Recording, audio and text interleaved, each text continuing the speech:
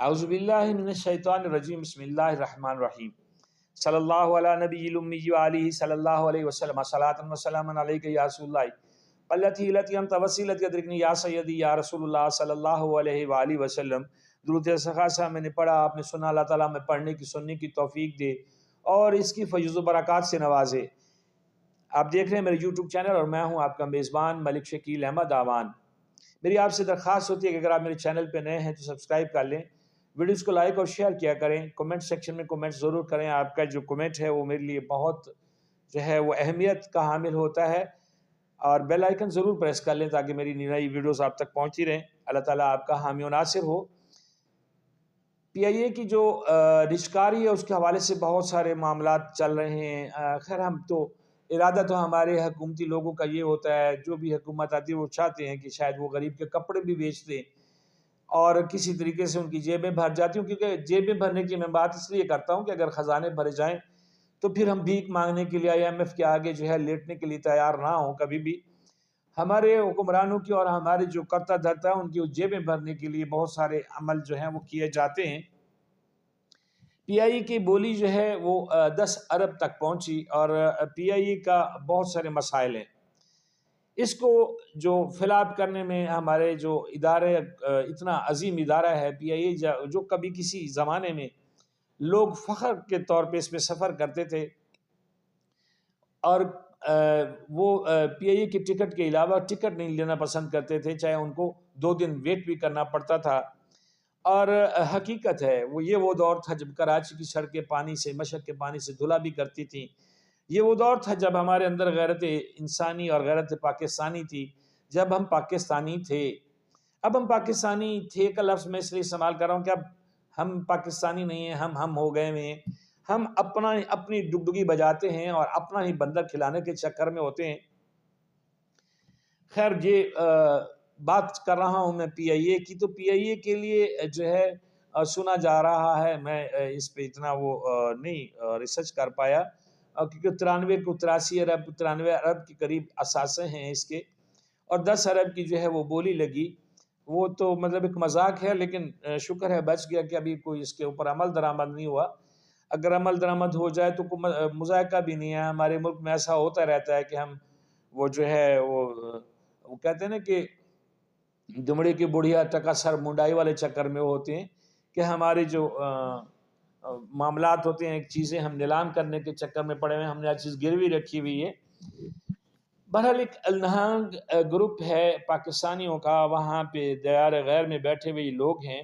یار یہ کہتے کیا ہیں؟ یہ کہتے ہیں کہ ہمیں پی آئی اے کے جہاز بڑے پسند ہے، جب وہ قومی پرچم کے جو ہے وہ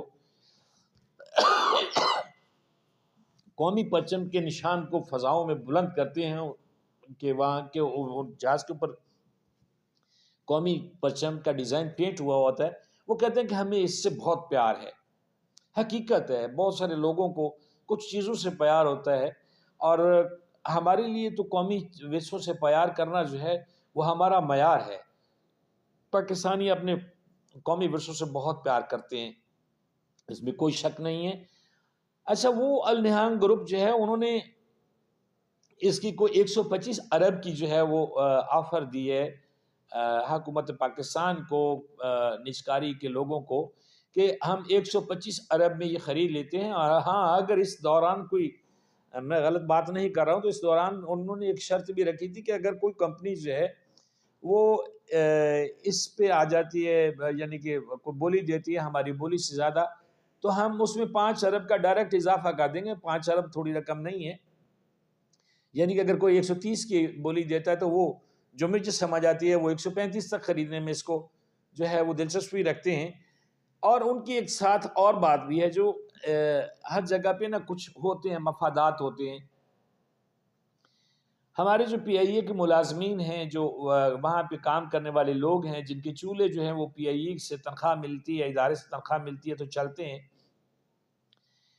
ان لوگوں کے انہوں نے ملازمین کو بے دخل کرنے یا ملازمین کے ساتھ چھیڑ چھاڑ نہ کرنے کا بھی جو ہے وہ گارنٹی دی ہے کہ ہم بالکل ایسا نہیں کریں گے، بلکہ وہ ایڈیشنل یہ بات کر رہے ہیں کہ جو 250 ارب کے قریب واجبات ہیں پی آئی اے کے ذمہ، وہ بھی النہانگ گروپ جو ہے وہ دینے کو تیار ہے۔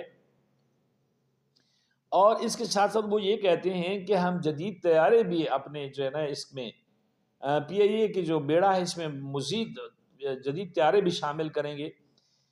تو میرا خیال ہے کہ حکومت نے اگر ایسا کرنا ہی ہے، نجکاری کرنی ہی ہے،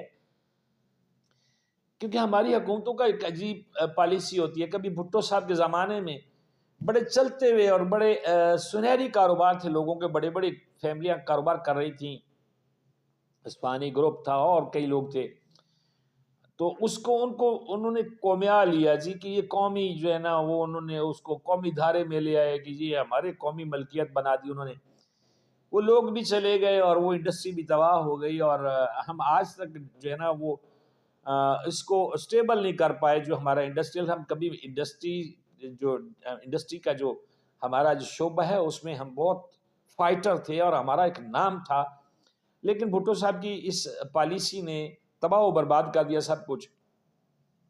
اور اب جو قومی چیزیں ہم بیچ رہے ہیں ان کو ہم پرائیویٹ کر رہے ہیں، یعنی کہ عجیب ہماری منطق ہے اور عجیب ہمارے منصوبے ہوتے ہیں، جو ایک مذاق ہے. جو قومیں باشعور قومیں ایسا نہیں کرتی ہیں، وہ سمجھتی ہیں جب کوئی منصوبہ سازی کرتے ہیں تو وہ یہ سمجھتے ہیں کہ ہمیں یہ منصوبہ بنانا ہے تو یہ کتنا سا چلے گا، اس سے کیا فائدہ ہوگا.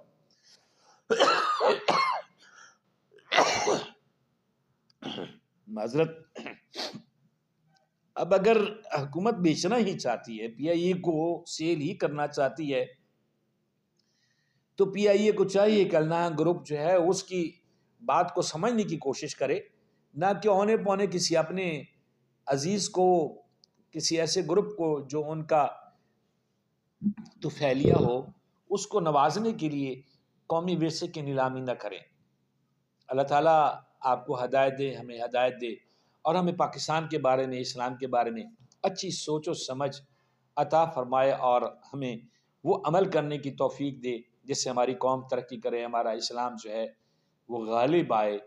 اس وقت ہم بہت پریشانیوں کے عالم میں ہیں، ہر جگہ پہ اسلام کے ماننے والے مسلمان جو ہیں وہ بہت تکالیف میں ہیں، اور پاکستان کے عوام بہت تکالیف میں ہیں. اللہ تعالیٰ ہم سب کا حامی و ناصر ہو.